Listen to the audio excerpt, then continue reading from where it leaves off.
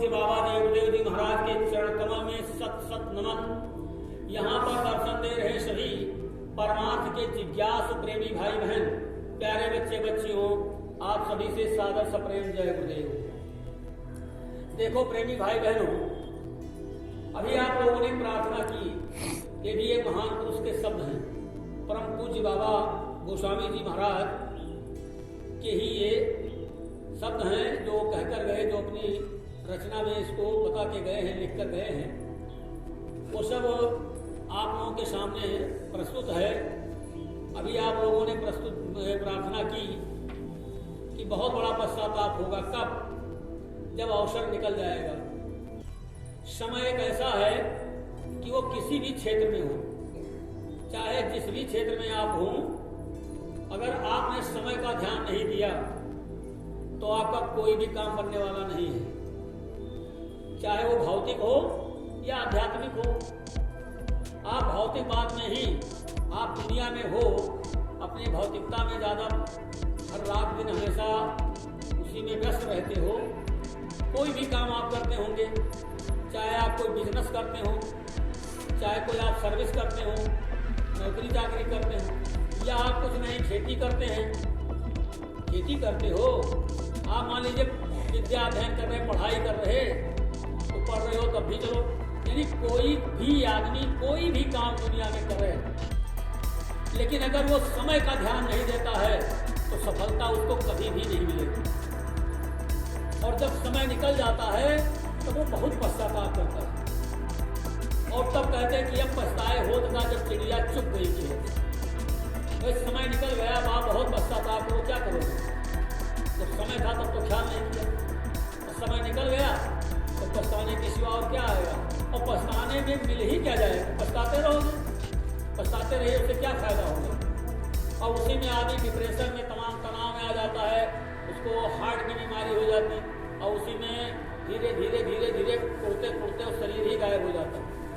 जब अवसर निकल जाता है तो उसका पश्चाताप इतना भयानक होता है कि आदमी धीरे धीरे अपने आप गलने लगता है, शरीर दुबली पतली हो जाती है, रोग हो जाता है, चिंतन इतना बड़ा चिंता होने लगता है कि काश अगर मैं उस समय ख्याल किया होता तो आज मेरी स्थिति ये न होती। तो प्रेमी भाई बहनों, हमारे आपके सामने यही एक समस्या है। ये जो अवसर हमको आपको मिला है, इतना सुंदर सुनहला अवसर उस मालिक ने हमको आपको दिया है, ये अवसर अब नहीं मिल पाएगा। एक ऑफर है, ये ऑफर हमको आपको मिला है। ऑफर तो आप जान गए होंगे, अंग्रेजी शब्द है। ऑफर माने पुरस्कार, एक आपको अनुदान दिया जाता है, एक ऑफर आपको मिल गया। जैसे कोई ऑफर आता नहीं आपकी मोबाइल में 2-1 महीने के लिए, तो ऐसे ही ये एक जिंदगी जो हमको आपको मिली है, मानव शरीर जो हमको आपको मिला है, ये मालिक की तरफ से 84 लाख योनियों का एक ऑफर है। उस मालिक ने एक ऑफर दिया है, ये टिकाऊ नहीं है, ये ऑफर टिकाऊ होता ही नहीं, ये टिकाऊ है ही नहीं, ये अस्थायी है ही नहीं, ये अस्थायी है। और ये अस्थायी ऑफर हमको आपको दिया गया। अब ऑफर यानी जो मिला है हमको, अनुदान में जो चीज मिल गई है, उसका लाभ अगर कमा ले जाए आदमी, समय के अंदर उससे लाभ ले ले, तो सबसे बड़ा चतुर सुजान माना जाता है। और वो इसने लापरवाही की, उस पर कोई ध्यान नहीं दिया, और वो धीरे से वो जो दिया हुआ अनुदान, जो आपको ऑफर मिला था, वो खत्म हो गया सब। और समय खत्म हो गया तो आपसे छीन लिया जाएगा, तो आप क्या करेंगे? वो चीज आपके हाथ से निकल गई, अवसर निकल गया, तो पश्चाताप के अलावा क्या होगा? तो एक अवसर हमको आपको ये मिला है, जिस्म का, ये शरीर का, उस मालिक ने दिया। 84 लाख की योनियां हमने आपने बिताई हैं, 84 लाख। आप समझ लीजिए, अगर पत्ते तोड़े जाएं इन पेड़ों में तो अभी सब खत्म हो जाएंगे, 84 लाख पत्ते नहीं निकलेंगे किसी पौधे पेड़ में। आप समझ लीजिए, बैंक में आप जाते हो, 84 लाख का चेक आप लेकर जाइए, तुरंत आपका नहीं खुल पाएगा। आप विड्रॉल भरेंगे तो कह दिया जाएगा कि इतनी रकम आपको तुरंत नहीं मिल जाएगी, थोड़ा थोड़ा, या तो आप वैसे ही आप उसको ट्रांसफर कर लीजिए। कहने मतलब है कि वो भी यानी 84 लाख की योनियां हैं। योनियां माने शरीर। अब एक शरीर कोई ये नहीं है कि बस एक दिन का ये होता है, तो 84 लाख का अगर एक होता तो भी निकल जाते हैं आप। 84 लाख की योनियों में ऐसी ऐसी शरीर हैं जो हजार हजार 10-10 हजार वर्ष की होती हैं। अरे मनुष्य शरीर ही 10,000 वर्ष का कभी रहा, आज तो ये औसतन 100 साल का है। लेकिन एक समय था, यही द्वापर सतयुग में इसकी आयु 1 लाख वर्ष की थी। ये आपके इतिहास बयान कर रहे हैं।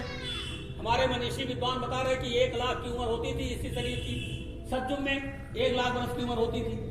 और सतयुग के बाद त्रेता लगा, उसमें 10,000 वर्ष की हुई। द्वापर आया 1,000 वर्ष की हुई।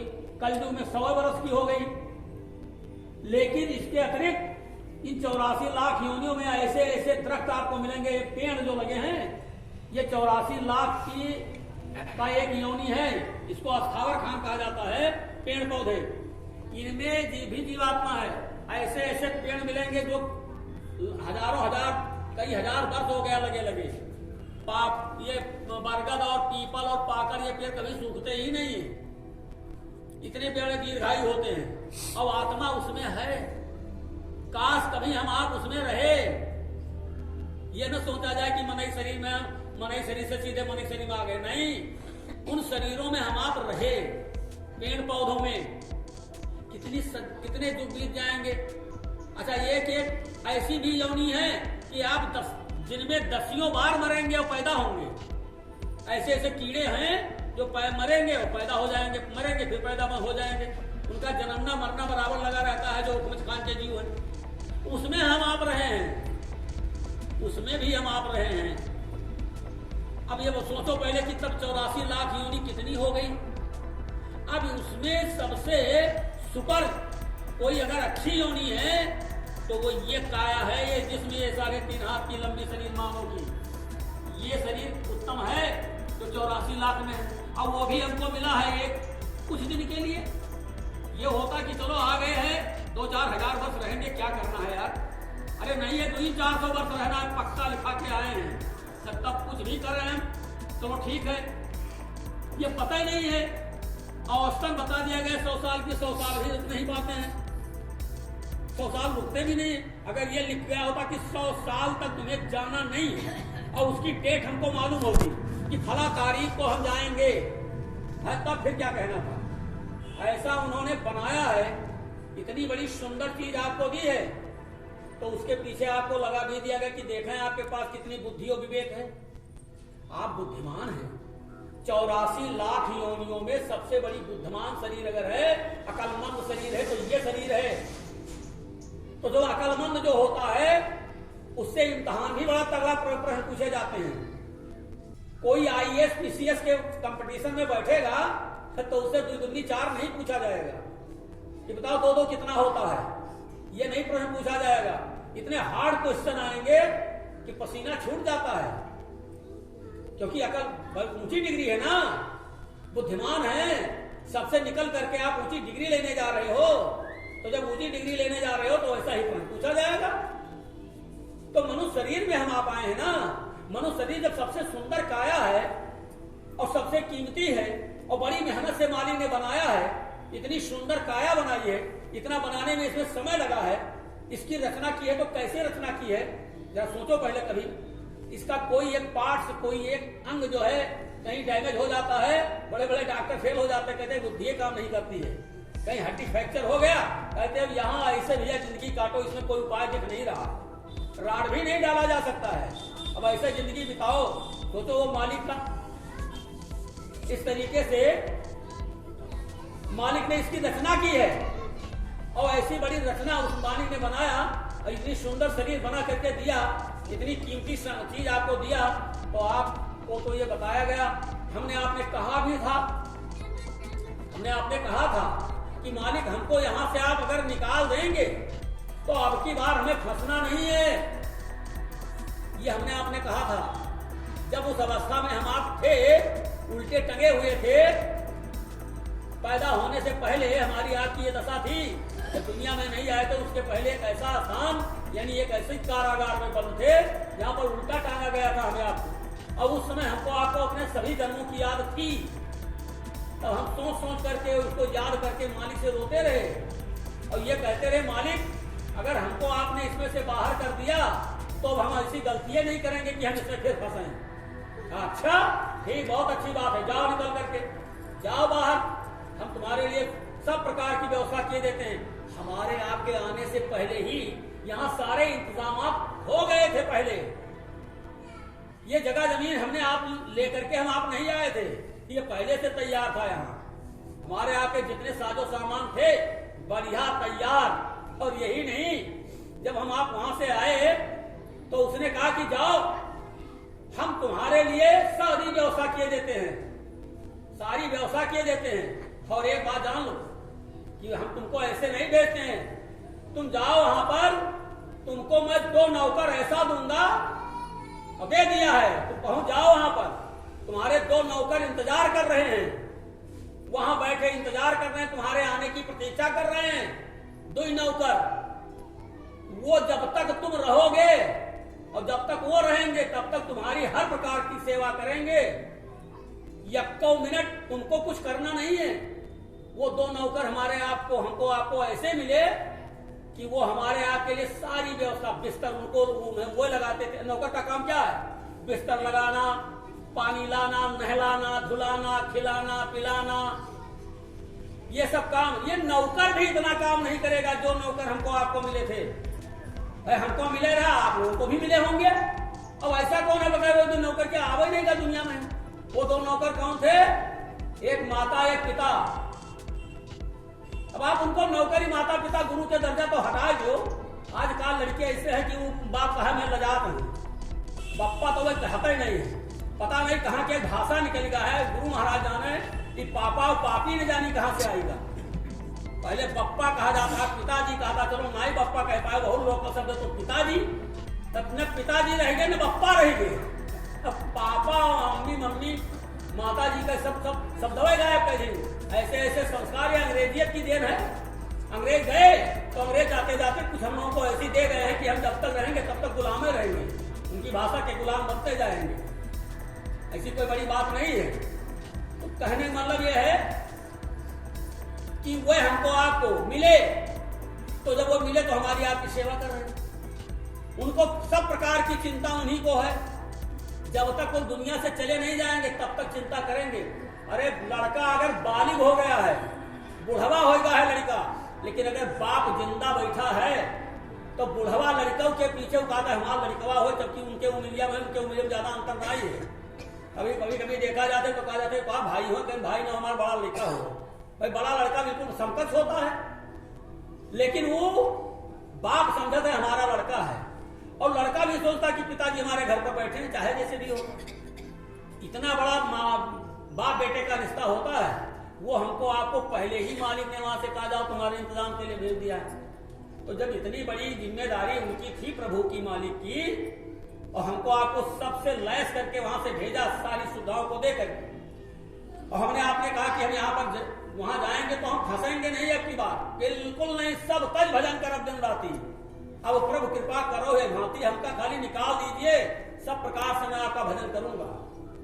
तो कहा ठीक है जाओ। हम जैसे एक मोटा मिसाल आप समझिए, आए थे तो हम लोग भजन करने के लिए, लेकिन अब हो क्या रहा है, क्या हम कर रहे हैं, क्या कहकर आए थे। एक महात्मा जी जा रहे थे तो रास्ते में एक कोई बहेलिया कुछ कबूतरों को पकड़े हुए लिए जा रहा था, और वो पंख फड़फड़ा रहे थे वो कबूतर। तो महात्मा को दया आ गई, देखा पंख फड़फड़ा रहे हैं, छटपटा रहे हैं, और बहेलिया सबको बटेरे हुए लिए जा रहा। तो महात्मा ने पूछा कि अच्छा ये बताओ इनको कहाँ लिए जा रहे हो। तो कहा इनको ले जाएंगे, हम बेचेंगे, बेच देंगे बाजार में, हमारा यही काम है। हम कबूतर पकड़ते हैं, बाजार में उनको बेचते हैं। तो कहा तो ये क्या करते हैं। कहा ले जाएंगे, वो खाएंगे इनको मारकर, और क्या करेंगे, हमारा यही धंधा है, हमारा पैसा है। तो महात्मा थे, उनको दया आ गई। दया आई तो कहा कि अच्छा चलो ठीक है। जैसे मेरे उस मालिक को दया आई, हम 84 लाख योनि में भटक रहे थे, तभी तो रामायण में लिखा नहीं है कि कबहू कर करुणा नर देही और देव ईस दिन हेतु सने ही। उन्होंने कृपा करके ये मानव का शरीर दिया, कोई आप पाने के अधिकारी नहीं थे। दया आ गई उनको कि इतने दिनों से तड़प रही है, तो लाओ इसको निकालें, और निकाल करके इसके साथ कुछ ऐसा कर दिया जाए कि इसका काम बन जाए। तो ऐसे वो महात्मा जी को दया आई। अब महात्मा जी को दया आई तो कहा कि अच्छा तो इन कबूतरों को हमें दे दो। तो कहा तो हम दे तो देंगे, लेकिन वैसे थोड़े देंगे। कहा नहीं, जो पैसे बताओ हम देंगे, हम फ्री नहीं लेंगे, पैसा बताओ इनका। तो उसने कुछ पैसे बताए, उसने महात्मा ने पैसे दे करके कबूतरों को ले लिया। अब कबूतर को लेकर गए और अपने आश्रम पर उनको पाल लिया।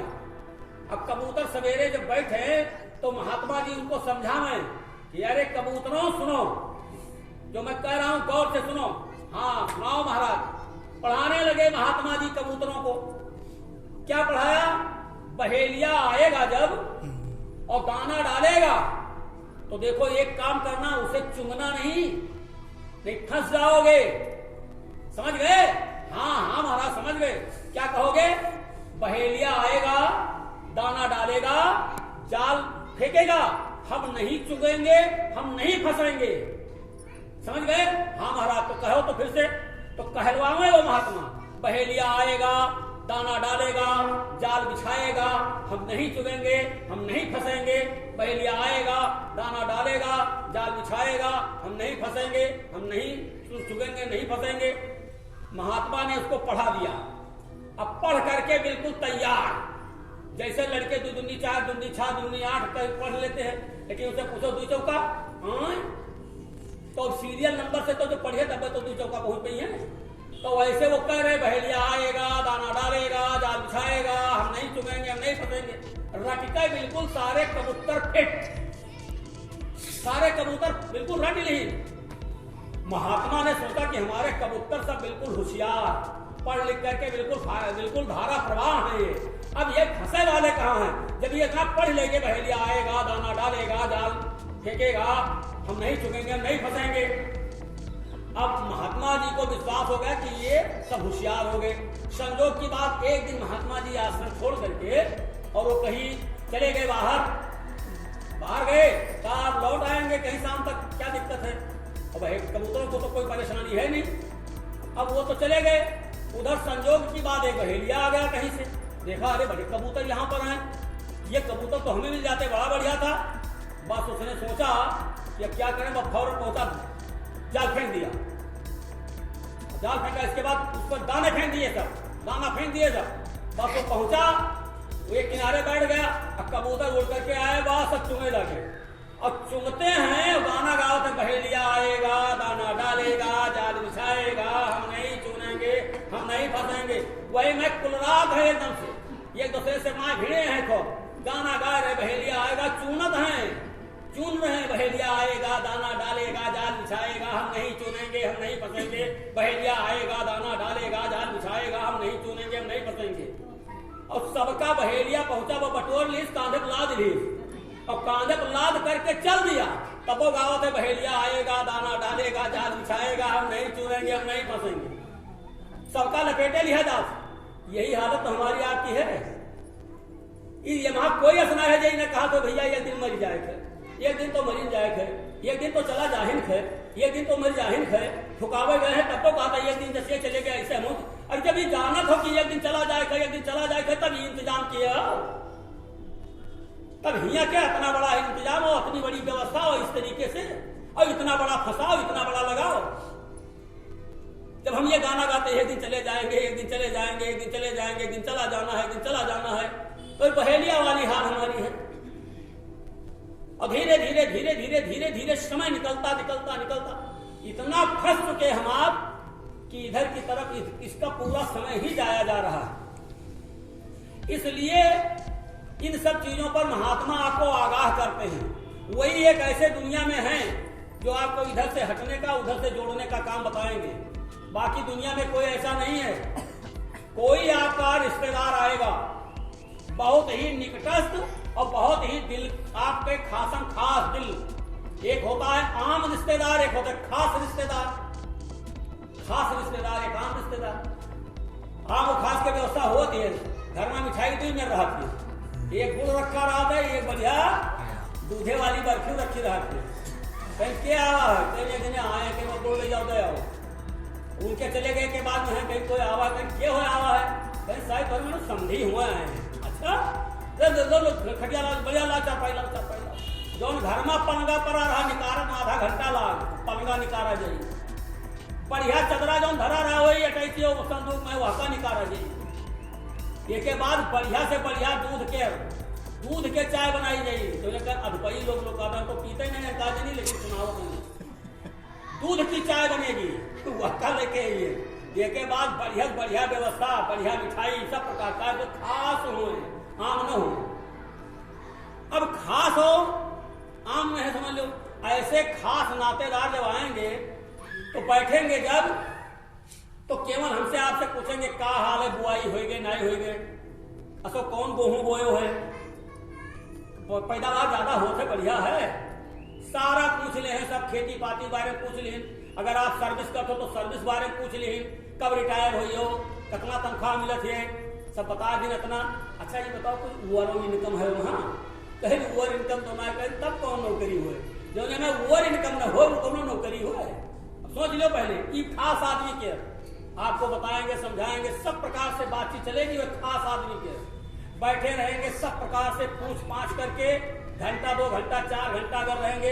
अच्छा भैंसिया कब लाया रहा हो नातेदार पहुना, भैंसी बारे पूछ ले, गाय बारे पूछ ले हैं, लेकिन चलते चलते ईका न पूछी है कि अच्छा बताओ कुछ भगवान के भजन वजन का सोच है। कौनो नातेदार अगर भगवान के भजन बारे पूछत होए, एक बाबा जी के संगत के सत्संगी लोग या बाबा जय गुरुदेव महाराज या सत्संग में आने पर भजन की चर्चा होती हो, किसी नातेदारी में चले जाओ, आप यहाँ पर आए हैं, आप हमारे कितने भी खास होंगे, और जब आप आएंगे तो हमको यही बताना है। हम ये नहीं सोचेंगे कि आप रूठ जाएंगे हमसे, अगर कोई मैं वाजिब कड़ी बात बोल दूंगा तो ऐसा ना कहीं नाराज हो जाए नाराज, हमको इससे क्या लेना देना। तो कहने मतलब ये है, अब बुझाना नहीं। अरे बाप आए थे, जो लखा में क्या है, जो लखा वो जमीन है, वो धरती है। बाबा जी ने कहा था यहाँ पर विश्व के हेलीकॉप्टर आएंगे, और अभी तो हमारे को अब एक हाथ में मछली और दोनों के धैकत के सुंघो हाथ, देखो कौन महकत है, मछली वाला कि लौकी वाला। तो इतनी तो बदबू करने वाली, 1 किलो मछली के 4 बाल्टी पानी से धो, और इसके बाद भी उसको अगर बनाओ तो उसकी गंदगी जाती नहीं है। इतना गंदा जानवर वो होता है, सुअर इतना गंदा जानवर जो रात दिन वो टट्टियाँ खाता है, और उसको भी लोग खाते हैं। वो इंसान, अब सोचो पहले इंसान हो कम से कम, भगवान ने बुद्धि और विवेक दिया है, अब तुम उसी को मार कर खा जाते हो, जबकि इतनी चीजें सब आपके लिए दी गई हैं। तो महात्मा क्या करें, महात्मा समझाते हैं, बताते हैं, क्योंकि उस मालिक ने कहा था, जब हम लोगों ने कहा था उनसे, प्रभु से कि मैं जा रहा हूं, मैं फंसूंगा नहीं, मैं आऊंगा, मैं भजन करूंगा, तो माली ने कहा तू एक बार फंसा है, तो यहां से कहकर जाएगा वहां फंस जाएगा। तू चाहे कितना बड़ा होशियार अपने को बना रहा है, लेकिन जाएगा तो फंस ही जाएगा। ठीक है तू जा, हम तेरे पीछे यहाँ से कुड़िया भेजे देते हैं।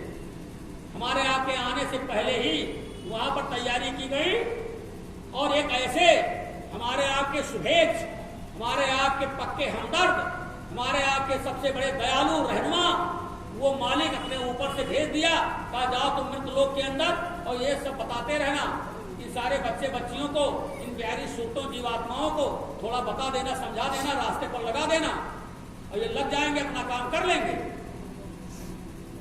तो उस मालिक को मालिक अपने तरफ से भेजे अपने दरबार, वो यहाँ पर आए संत फकीर, इस पूरे भूमंडल पर घूम घूम करके जगह जगह पर ये बताते हैं कि अरे इंसान, अरे मेरी प्यारी जीवात्माओं, मेरी प्यारी रूहों सुरतों, तुम ऐसी गलती ना करो, तेरे खाने के लिए मैंने बहुत कुछ दे रखा है, तुम उसका सेवन करो, और इन चरिंदे परिंदों को मारो मत, अगर इनको मारोगे तो कड़ी सजा तुमको देंगे। इनको भी मैंने बनाया है, इनको मैंने बनाया है, अब तुम्ही में से निकल करके आए हैं, जब गलती की है तो इनको इस सजा में डाला गया है। मनुष्य शरीर चढ़े तो चाखे प्रेम रस, और गिरे तो चखना चूर। अगर इस शरीर से तुम अपने को बना ले जाओ, तो फिर यहीं पर अगर इसी शरीर में बढ़िया से बढ़िया काम कर ले जाओ, तो बढ़िया आराम की जिंदगी बिताओ, अच्छे मकान, अच्छा घर, अपना सब प्रकार से कर लो। और इसी में नहीं करते तो बहुत लोग दर बदर ठोकर खा रहे हैं, फुटपाथ तो पड़े रहते हैं, कोई पूछने वाला नहीं है। तो ऐसा कर्म किए हैं तो जिसकी वजह से वो सजा मिली हुई है। ऐसे ही हम आप और कोई इससे गलत काम करेंगे तो यहाँ से उठा करके ले जाएगा, तो पावा चौपावा, मतलब है कि तमाम ऐसे जानवर हैं उन्हीं में डाल देंगे, कुत्ते बिल्ली सुअर गधे में डाल देंगे वो, कि तुमने ये गलती की, चलो इसमें से हटो, और इनमें से निकाल करके कुत्ते बिल्ली की योनि में डाल देंगे, जाओ सर्प में चले जाओगे, बंदर में चले जाओगे, किन किन योनियों में भटकना पड़ेगा, पेड़ पौधों में चले जाओ। मनुष्य शरीर ही से बुलाते हैं, मनुष्य शरीर में कोई भी आत्मा, ये जितनी भी जीवात्माएं हैं 84 लाख योनियों में, ये जीवात्माएं नरक नहीं जाती हैं। वो जितनी भी जीवात्मा मनुष्य शरीर के अलावा जितनी भी जीवात्मा हैं किसी भी योनि में है, वो मरे पर नरक नहीं है। उनको मरने के बाद में कोई शरीर मिल जाएगी, शरीर मिलती है, मरने के बाद वो शरीर पाएंगे, चाहे जैसी शरीर मिले, नरक नहीं जाएंगे। केवल मनुष्य शरीर एक ऐसी योनि है कि यहां मरे के बाद नरक जाए करी। अगर आपने अच्छा कर्म नहीं किया तो नरक जाना है। और उनमें ऐसा नहीं है अन्य योनियों में, अन्य योनियों में चाहे वो गंदा काम क्यों न करें, लेकिन उन्हें नरक जाने की सजा नहीं मिलेगी। भाई कोई जानवर है, जैसे मान लो एक मोटी मिसाल समझो, एक सांड जा रहा है रोड पर और उसने आपको मारा जोर से और गिरे आप और आपका हाथ पैर टूट गया, मर भी गए, तो ये बताओ सांड के ऊपर FIR होगा? लिखा जाएगा कि इसके नाम रिपोर्ट करो, इस साले को पकड़ ले, चलो बंद कर दो, ये होगा? भाई वो तो सांड उसको गए, भाई वो तो ऐसा, उसको कुछ नहीं। जब यहाँ कानून नहीं बनाया जाता है उनके लिए, सांड के लिए, जानवर के लिए, तो वहां कौन कानून? और कोई आदमी मार दे किसी आदमी को रोड के ऊपर, तब तुरंत पुलिस आएगी, पकड़ कर ले जाएगी, बंद कर देगी, चालान दे देगी, जमानत कराओगे, जेल भी काटोगे। तो आपने गलती की, आपको सजा मिली। तो जब यहाँ सजा मिलती है, ऐसे ही गलती करोगे तो वहां ऊपर भी सजा मिलेगी। और जानवरों की गलती माफ है। जानवर कोई गलती अगर कर भी डाले तो उसकी गलतियां सब माफ है पहले से। उनकी जो अच्छाइयां होती हैं, उनके शरीर से जो पुण्य कर्म होता है, वो उनके नोट किए जाते हैं, और वही पुण्य करते करते करते करते करते बस मनुष्य शरीर में आ जाती है आत्मा। अगर उनका पाप भी लिखा जाने लगे तो मनुष्य शरीर में ऐसा ही नहीं करें, उनके पाप कर्म नहीं लिखे जाते हैं।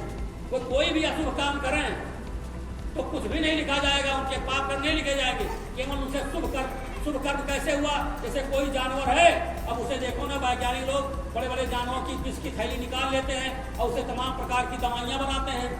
जानवरों से आपकी दवाइयां बन जाती हैं। जानवर आया है, आपका काम कर रहा है, बैल आपकी खेती कर रहा है, गाय आपको दूध दे रही है, जितने भी जानवर आप ही की तो सुविधा के लिए हैं, और आप उनको पकड़ करके अपना काम कराते हो। तो जो काम आपका करते हैं वो शुभ कर्म उनका लिखा जा रहा है। ये पेड़ लगे हैं, असावर खान का जीव है, लेकिन पेड़ आपको छाया देता है, पेड़ आपको लकड़ी देता है, पेड़ आपको औषधि देता है, पेड़ आपको फल देता है, कितना काम पेड़ आपको करता है। तब इसके पुण्य कर्म से लिखे जाते हैं, और यही पुण्य कर्म करने के बाद में यही पेड़ मनुष्य शरीर में निकल जाएगा। कोई बड़ी बात नहीं है। अगर इसके पुण्य, कोई महात्मा महापुरुष आया, इसके नीचे बैठ गया, कोई संत सदगुरु आया, उस पेड़ की दातून कर लिए, तो पेड़ जैसे ही गिरेगा तुरंत मनुष्य शरीर में जाएगा, चाहे वो जबकि असावर खान का जीव हो। तो ये शुभ उनके कर्म लिखे जाते हैं। लेकिन मनुष्य शरीर में ये लाभ नहीं है प्रेमी। मनुष्य शरीर में पाए हो तो यहाँ नाम की कमाई करनी पड़ेगी, महात्मा के पास जाना पड़ेगा, गुरु आपको करना पड़ेगा। आप कहो कि नहीं नहीं हम ऐसे, तो इससे नहीं होगा कि हम ज्यादा से ज्यादा पैसा इकट्ठा कर लेंगे, ज्यादा से ज्यादा बड़े आदमी बन जाएंगे, धनवान बन जाएंगे, हम पढ़ लिख लेंगे। आप चाहे कितनी भी बड़ी डिग्री दुनिया की ले लो, और पढ़ने के बाद कहो कि हम स्वर्ग चले जाएंगे, नहीं जाओगे। पढ़ने के बाद अगर विद्वता से स्वर्ग गया होता तो रावण 4 वेद का टीकाकार पंडित था, कोई हल्के फुल्के में न लीजिए। 4 वेदों का टीकाकार पंडित रावण, जिसकी क्या दशा हुई और राक्षस कहा गया। तो तुम बहुत पढ़े लिखे विद्वान हो, अंग्रेजी हिंदी उर्दू सब फाक बोल रहे हो, आप डिग्रियों का बिल्कुल छुआ भर डिग्री बड़े रखे हो अपने सर पर, और डिग्री किए हो, खाने का शऊर नहीं है। अब बताओ, MBBS डॉक्टर की डिग्री बड़ी ऊंची डिग्री होती है, MBBS की। IAS आपका होना, ये डिग्री बड़ी ऊंची डिग्री मानी जाती है। अब बताओ, ऐसी बड़ी बड़ी डिग्री लेकर के खाने का शऊर नहीं है कि वह अंडा खाते हैं, मुर्गा मुर्गी खाते हैं। पढ़ लिख करके तुम्हारी पढ़ाई को लानत है, धिक्कार है। पढ़ करके यही भोजन रह गया। तुम्हें तो और लोगों को समझाना बताना चाहिए। अब पढ़ लिख करके अपने सब खाते हैं। इतनी बड़ी ऊंची डिग्री, इतने बाद इतना उनके दिमाग को विवेक और बुद्धि और खान पान देखो। इसलिए ये मत सोचो कि बहुत बड़े डॉक्टर हैं, बहुत बड़े इंजीनियर हैं, बहुत बड़े साइंटिस्ट हैं, बहुत बड़े ये सब जानकार हैं सब चीजों के, और खाद पानी का इतना गड़बड़ है, सीधे नरक चले जाएंगे। डिग्री पिग्री काम नहीं करेगी ये भी। यहाँ शुद्ध रहिए। आप अंगूठा टेक हैं, कुछ भी नहीं पढ़े लिखे हैं, लेकिन अगर आपका आचरण सही है, आपका खान पान सही है, आप किसी गुरु के पास पहुंच चुके हैं, गुरु से रास्ता ले चुके हैं, तो आपका भवसागर पार होना निश्चित है। इसमें कोई फर्क नहीं है, कोई क्यों कैसे नहीं है, हो जाएगा। लेकिन तुम बड़ी डिग्री हासिल कर लो, करोड़ों पर खेलते हो, अरबों पर खेलते हो, तुम्हारे पास धन की कोई कमी न हो, लेकिन आप सोचो कि हमारे पास धन हो जाएगा तो हमें स्वर्ग मिल जाएगा, नामुमकिन है, कदापि नहीं होगा। धन से कोई स्वर्ग लोग नहीं जाएगा, मालिक का दीदार दर्शन नहीं करेगा।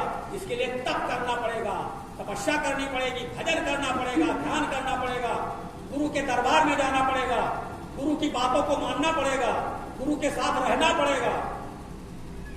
अब अच्छा एक बात और है, आपके पास भगवान ने बहुत कुछ धन संपदा दे दी है, अगर आप किसी महात्मा के पास जाओ और साधन भजन करो तो आपका क्या बिगड़ जाएगा? क्या बिगड़ जाएगा? क्या वो धन आपको रोकने लगेगा? वो पैसा कहेगा नहीं नहीं नहीं भजन न करो? ऐसा तो कभी नहीं बोलेगा कि नहीं नहीं तुम भजन न करो। तुम्हारे पास समय है, अरे बढ़िया, अगर ज्यादा पैसे वाले हो गए, सारा काम ओके है, तो वे किनारे बैठकर भजन करो। कदो हमारे नौकर चाकर सब लगे हैं, काम कर रहे हैं, लाओ भगवान के भजन के लिए काम बनाए लो। अब बैठे उन्हीं में लकड़ी लगा रहे हो, इनको हटाना, उनको लगाना, इनको गायब करना, उनको झील लेना, उनका झपट लेना, उनको ये कर देना, 24 घंटा उसी में। और जब आपको मालिक ने सब कुछ दे दिया, आप पैसे से सरसब्ज हो गए, आपके पास सब प्रकार से काम करने वाले मिल गए, तब काहे के लिए परेशान हो? तो बैठकर भजन करो, काम करने वालों को करने दो, आराम के साथ भजन करके निकल जाओ। लेकिन केवल 24 घंटा उसी में लगे रहो, तो ये बुद्धि विवेक कौन देगा? ये कौन बताएगा? काहे के लिए बताएगा? एक आदमी को क्या पावर है किसी को बताने का?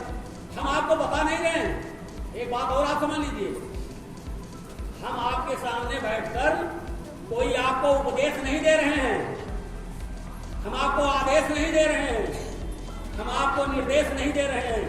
न हमारा आदेश है, न उपदेश है, न निर्देश है। हम केवल इनकी बात, गुरु महाराज, ये गुरु महाराज ने आप लोगों को बताया, तो उन्हीं बातों को दोहराते हैं, उन्हीं बातों को आपके सामने कह देते हैं कि इतनी बात आपको बता दिए। वैसे यहाँ पर साधन भजन आप करने आए हो, सुबह ध्यान भजन करने आए हो, इसी उद्देश्य से ये आश्रम का निर्माण ही हुआ। इस आश्रम को आप लोग यहाँ पर आए हो तो इसके बारे में जान लो। ये आश्रम का, इसकी आधारशिला 10, 11, 12 सितंबर 1987 को हुआ। ये जमीन इतनी पवित्र है, अब इसकी महिमा हम क्या करें? कई बार मैं कह चुका हूं कितनी पवित्र ये जमीन है। आपके बहराइच जिले में, आप लोग सुन लीजिए, गौर से सुनिए, अगर कोई पूछे तो आप बता भी सकते हैं, और सुनने वाले गौर से सुने। जब बाबा जयदेव जी महाराज सन 1987 में इस जगह ढूंढने लगे, घूम जो तक खेतिहर काश्तकार संगठन की आधारशिला रखने के लिए, तो उत्तर प्रदेश के सभी जिलों में नहीं, बहराइच जिला उन्होंने चुना। आप सुन लीजिए गौर से, आपके पूरे देश के अंदर लगभग 22 प्रदेश, और आपके 22 प्रदेशों में नहीं कहीं पर, न मध्य प्रदेश, न राजस्थान, न गुजरात, न महाराष्ट्र, न कर्नाटक, न तमिलनाडु में कहीं भी नहीं, आंध्रा कहीं भी नहीं, किसी प्रदेश में नहीं, आपका उत्तर प्रदेश चुना गया। उत्तर प्रदेश सन 1987 की बात बता रहा हूं, उत्तर प्रदेश चुना गया। उत्तर प्रदेश में इस समय तो 75 जिले हैं, और तब मतलब है जितने 52-55 जिले रहे हों, इतना तो याद नहीं है, लेकिन उत्तर प्रदेश के सभी जिलों में भी स्वामी जी महाराज ने ये कार्यक्रम रखने के लिए कहीं जगह नहीं तलाशा। क्या इतने बड़े देश के अंदर और इतने बड़े प्रदेश के अंदर, इतने प्रदेशों में, और फिर बहरे से एक, जिसको बहराइच को लोग बैकवर्ड कहते हैं, इन बैकवर्ड माने पिछड़ा हुआ, पिछड़ा हुआ बैकवर्ड, तो कहते हैं बहराइच तो बैकवर्ड है, यानी पिछड़ा हुआ। उस बैकवर्ड की महानता देखो कि बाबा जयदेव जी ने बहराइच चुना, बहराइच, और बहराइच में भी आपके कितने गांव सभाएं हैं, बहराइच जिले में कितने गांव हैं, केवल देवलखा गांव ही नहीं, कितने गांव थे। तो बाबा जी ने कहा बहराइच से लखनऊ वाली रोड पर 25-30 किलोमीटर पर जरा देखो कोई जगह है। तब हरिराम तिवारी जी यहीं पर आए थे और देख करके गए और कहा नहीं सरकार, वो बहराइच जिले से 25-30 किलोमीटर पर एक बहुत बड़ी बाग है, उस गांव का नाम दुलखा है, दुलखा कहा जाता था उसमें। हम लोग दुलखे जानकर आए थे। फिर इसके बाद में ये दुलखा देवलखा, देवलखा यानी लखा माने दिखा दिया किसको? देवता को दिखा दिया, देवता को ये है देवलखा, देवलखा ये है देव, उन्हीं को देख लिया गया। यहीं पर इसी में जब इनको देखा गया तब दौलत का नाम पड़ा। तो जैसे जैसे व्यवस्था होगी जो रहेंगे हमको यहाँ का पक्का थोड़े लेकर जब तक रहेंगे बनवा देंगे, नहीं रहेंगे कोई प्रेमी रहेगा वो बनवाएगा करेगा। तो इसलिए इन सब पर आप लोग अपने अपने घरों से जब भी कभी आपके मन में आवे इच्छा उठे तो बृहस्पतिवार को चले आया करो। देखो कहते हैं गुरु का दशमांश होता है, तो दशमांश माने 10 रुपए में